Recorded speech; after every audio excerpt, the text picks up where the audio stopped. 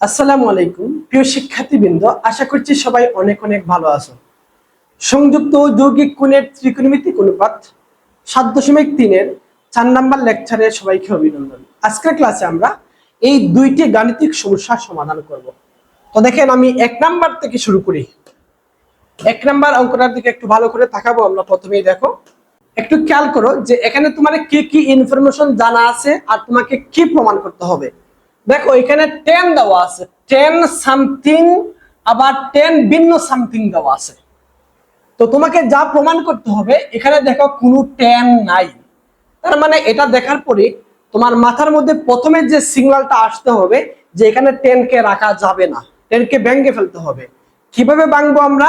Sign by কোসের মাধ্যমে প্রথমে আমরা 10 কে ভেঙে ফেলবো। ওকে, তো 10 কে আমরা কি বলতে পারি বলো তো দেখি? সাইন সামথিং, সামথিং মানে 45 theta, 45 degree plus theta by 2। তো 10 সমান কি? Sine by cos, cos theta. Theta মানে কত? থিটা মানে হলো 45 ডিগ্রি প্লাস থিটা বাই 2। তো দেখো, আমি 10 রে ভাঙলাম। আবার এখানে দেখো 10 সামথিং আছে, তো এটাকে আবার লিখতে পারি আমরা sine 45 degree minus theta by 2। আর নিচে কি হবে? Cos 45 degree minus theta by 2। তো আমরা কি করলাম দেখো, জাস্ট 10 কে আমরা সাইন বাই কোসের মাধ্যমে কনভার্ট করছি, আর কিছুই করি নাই। তো আমি আশা করব এইটুকুর মধ্যে আপনাদের বুঝতে কারো কোনো সমস্যা হবে না।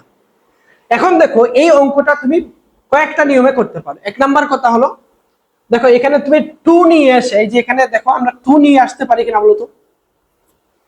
উপরে নিচে আমি 2 নিয়ে আসছি, এখানে কোনো অন্যায় করি নাই। এই অধিকারটুকু অন্ততপক্ষে আমাদের আছে যে উপরে নিচে আমরা সেম জিনিস নিয়ে আসছি, 2 নিয়ে আসছি। এবার তুমি যে কাজটা করতে পারো, দেখো 2 সাইন এ সাইন বি এর ফর্মুলা অ্যাপ্লাই করতে পারো, নিচে 2 cos a cos b এর ফর্মুলা অ্যাপ্লাই করতে পারো। এতে করে তোমার অঙ্কটা একটু লম্বা হয়ে যাবে। তো আমি যে কাজটা করব, এখানে আমি সিডি এর সূত্র অ্যাপ্লাই করার চেষ্টা করব। তো দেখো, 2 sin c plus d by 2 আবার sin d minus c by 2। তাইলে এটা একটু মিলাই দেখো, মিলাই দেখো।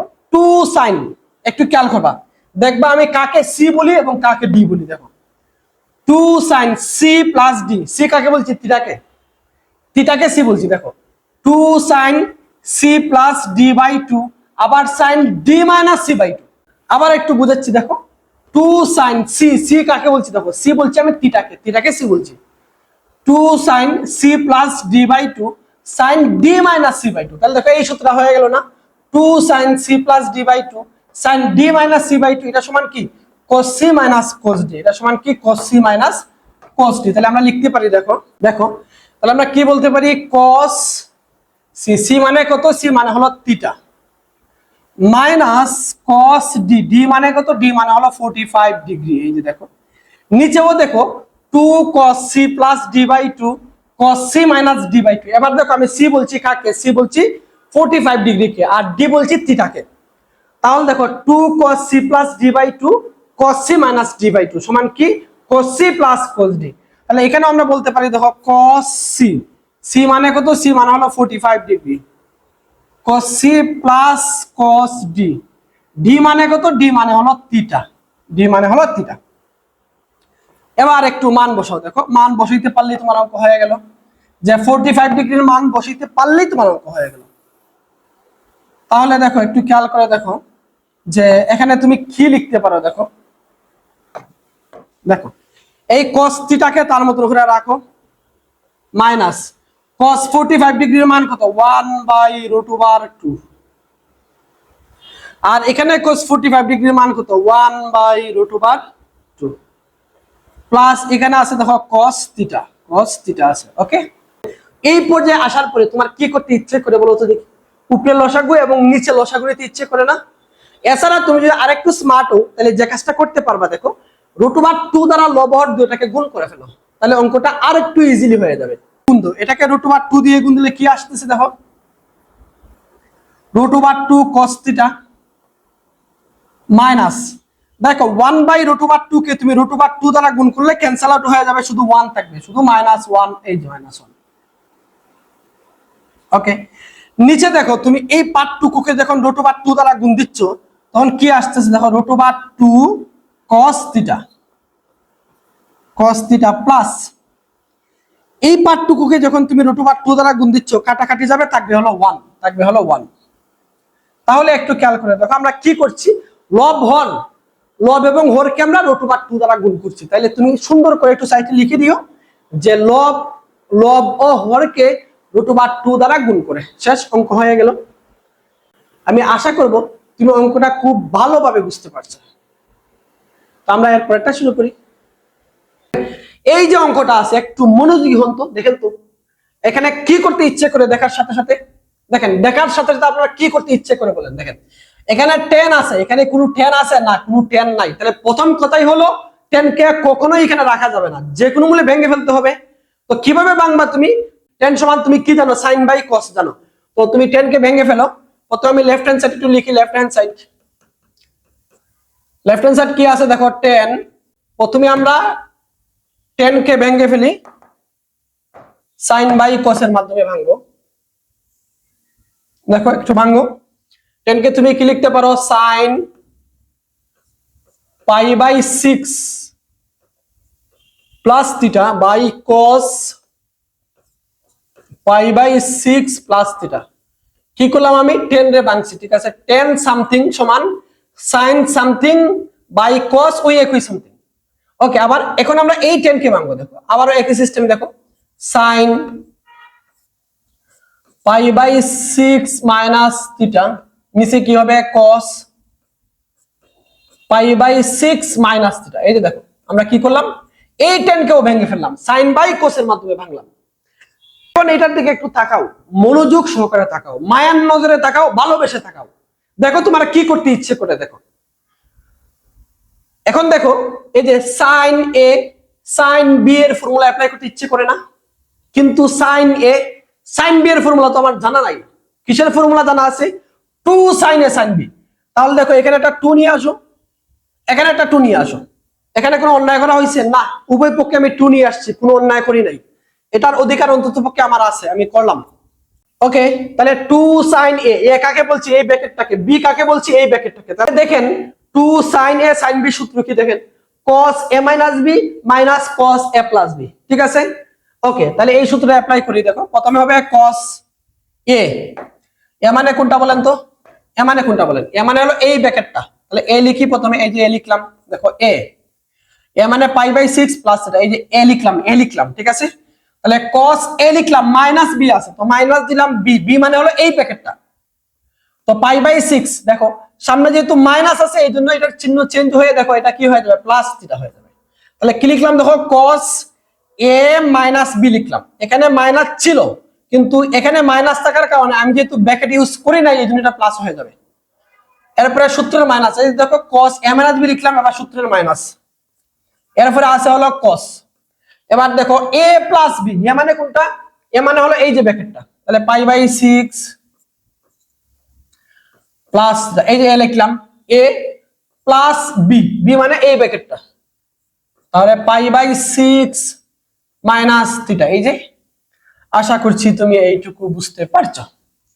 ওকে, নিচেও আমরা সেম কাজটাই করব, দেখো 2 cos a cos b, দেখো 2 cos a cos b সমান cos a plus b plus cos a minus b। তাহলে আমরা লিখতে পারি দেখো cos a প্লাস b, এ মানে এই ব্র্যাকেটটা, এই যে a লিখলাম a প্লাস b মানে হলো এই ব্র্যাকেটটা, π/6 মাইনাস থিটা। এই যে তাহলে cos a প্লাস b, এখন আবার cos a মাইনাস b, এ মানে কোনটা, এ মানে এই ব্র্যাকেটটা, এই যে π/6 প্লাস থিটা, সূত্রের মাইনাস, বি কোনটা, এই ব্র্যাকেটটা, সামনে মাইনাস থাকার কারণে সবার চিহ্ন চেঞ্জ হয়ে যাবে। তাহলে দেখো π/6 এখানে মাইনাস থাকার কথা কিন্তু প্লাস হয়ে যাবে, কারণ সামনে মাইনাস আছে। এই যে দেখো, এই যে এখন দেখো একটু কাটাকাটি করি, আমরা কাটাকাটি করি। দেখো এই যে π/6 কাটা, নিচে দেখো এই যে থিটা মাইনাস, আর এখানে প্লাস আছে, এখানে মাইনাস কাটা। এখানে দেখো থিটার সামনে আছে মাইনাস, এখানে আছে প্লাস কাটা। এখানে π/6 এর সামনে মাইনাস, এখানে আছে প্লাস কাটা। ওকে, এখন দেখেন কি তাকলো, দেখেন এখানে কি আছে cos, তাকে তার মতন করে রাখলাম আমরা। এখানে একটা থিটা, এখানে আরো একটা থিটা, কয়টা থিটা হলো? দুইটা থিটা, দুইটা থিটা মাইনাস কস। এবার দেখো পাই বাই 6, পাই বাই 6, কয়টা পাই বাই 6 দেখো তো? দুইটা পাই বাই 6, দুইটা পাই বাই 6। আবার 2 দিয়ে কাটলে কত হয়ে যায়? 3 হয়ে যায় না? তার মানে পাই বাই 3 হয়ে গেল। বুঝতে পারছো? পাই বাই 6, পাই বাই 6, কয়টা পাই বাই 6? দুইটা পাই বাই 6। 2 দিয়ে আবার 6 কে কাটাকাটি করা যায়, 3 হয়ে যায়, তাহলে পাই বাই 3, এই যে পাই বাই 3, তাহলে আমরা বলতে পারি এখানে পাই বাই 3 বলতে পারি। নিচে দেখেন, নিচে এখানে আবারও দেখেন কস কসের মতো করে রাখেন, পাই বাই 6, পাই বাই 6, কয়টা পাই বাই 6? দুইটা পাই বাই 6, এই যে দেখো দুইটা পাই বাই 6। এবার 2 দিয়ে কাটা যায় 3, তাহলে কত থাকলো? পাই বাই 3 থাকলো। কত থাকলো? পাই বাই 3 থাকলো। তাহলে আমরা লিখতে পারি, দেখো পাই বাই 3 বলতে পারি, cos পাই বাই 3। প্লাস আছে, প্লাস দিলাম। আচ্ছা, এখানে আমরা একটু মিস্টেক করছি, এখানে প্লাস হবে, প্লাস দেই নাই, প্লাস দিও তোমরা। এই যে প্লাস দিলাম। এখন দেখো যে cos cosের জায়গায় রাখলাম আমরা, এখানে একটা থিটা, এখানে একটা থিটা, তাহলে কয়টা থিটা হলো? দুইটা থিটা, এই যে দুইটা থিটা। এই যে পাই বাই 3 এর মানটা বসাও আর গুণ করো, অঙ্ক হয়ে যাবে। দেখো cos 2 থিটা যেভাবে আছে সেভাবে রাখবা, তাহলে cos 2 থিটা, মাইনাস আছে, মাইনাসকে মাইনাসের মতো করে রাখো। আর এই যে cos pi by 3, cos pi by 3 মানে কত? cos 60 degree. আর cos 60 ডিগ্রির মান কত বলেন তো? হাফ না? তাহলে এখানে আমরা কি বলতে পারি? এখানে আমরা হাফ বলতে পারি, হাফ। তাহলে এখানেও দেখো, এই যে এখানেও দেখো কি আছে, এই যে cos 2 থিটা আছে, cos 2 থিটা লিখলাম আগে আমরা, cos 2 থিটা লিখলাম। এখানে আছে দেখো cos pi by 3, pi by 3 মানে 60 ডিগ্রি, আর cos 60 ডিগ্রির মান হলো হাফ। তাহলে আমরা এই যে এখানে হাফ দিলাম। এখন দেখো একটু গুণ করলেই হয়ে যায়, উপরে লসাগু নিবা, নিচে লসাগু নিবা, কাটাকাটি করবা, শেষ অঙ্ক হয়ে গেল। একটু স্মার্ট যদি হয়ে থাকো তাইলে উপরে 2 দিয়ে গুণ দাও, নিচেও 2 দিয়ে গুণ দাও। এখানে 2 দিয়ে গুণ দিলে কত হবে? 2 cos 2 থিটা, মাইনাস এটাকে 2 দিয়ে গুণ দিলে পরে কত আসবে? 1 হয়ে যাবে, 1। এটাকে 2 দিয়ে গুণ দাও, তাহলে কি আসবে? 2 cos 2 থিটা, আর এই পার্টটুকুরে 2 দিয়ে গুণ দিলে পরে 1 হয়ে যাবে, তাহলে প্লাস 1। তো দেখো এটাই হলো রাইট হ্যান্ড সাইড। তো আশা করছি তুমি এই অঙ্কটা ভালো করে বুঝতে পারছো। তো আমাদের শুধু মৌলভীবাজারের শিক্ষার্থীদের জন্য অফলাইনে ভর্তি হওয়ার সুযোগ রয়েছে। আপনারা আমার এই নাম্বারে যোগাযোগ করে ভর্তি হতে পারেন, 01719449715। এই যে এটা হলো, এই নাম্বারে যোগাযোগ করে আমাদের অফলাইন ব্যাচে ভর্তি হতে পারবেন। এছাড়া সারা বাংলাদেশের যে কোনো জায়গা থেকে আপনি অনলাইন ব্যাচে ভর্তি হতে পারবেন। তো সবাই ভালো থাকেন, আল্লাহ হাফেজ।